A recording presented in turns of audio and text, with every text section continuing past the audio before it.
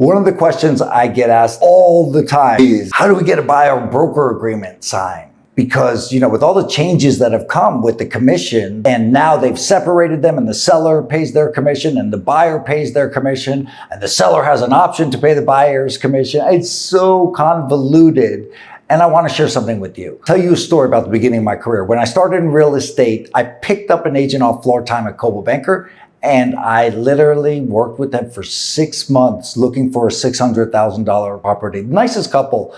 We saw so many properties, and then finally they were ready to put an offer. And I was so excited. I went back to my office and they called me and they go, "Oh, we just talked to our lender. We only qualify for $450,000. Imagine working 6 months with someone who literally, you weren't showing them anything that was worth showing them because they couldn't afford anything that you showed them. And it was the worst feeling in the world for me. And I vowed to never work with anybody without a buyer broker agreement.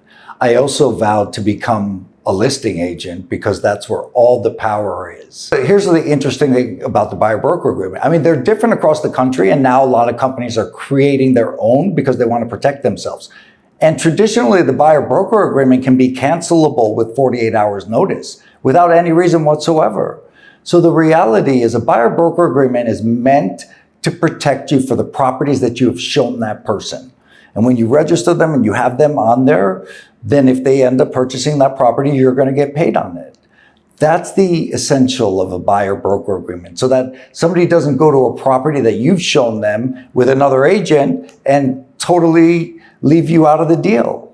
So buyer broker agents are really powerful, and they're cancelable with 48 hours notice. So every consumer should be willing to sign one. And I want to tell you a crazy story, right? I've been coaching agents for the last 15 years in Los Angeles, and all my new agents get buyer broker agreements. And they don't ever have a problem with it because they don't know any better. It's easy to get a buyer broker agreement signed. The more you treat yourself as a professional, the more other people will treat you as a professional.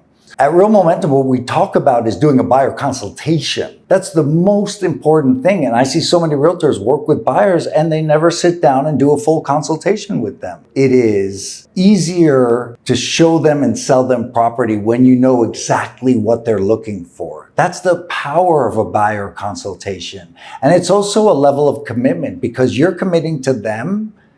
And then what does it do? It triggers you asking for the buyer broker agreement at the end because it's their commitment to you.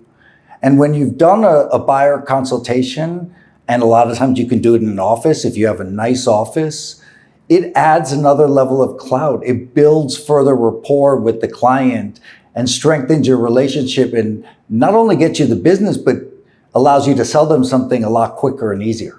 And the last thing I want to say is forget about buyer broker agreements and focus on listings. Listings are where the magic is. Listings are where the leverage is. And any agent can become a listing agent with the right guidance. And every agent can become a listing agent with the right guidance. And you can definitely become a listing agent with the right guidance.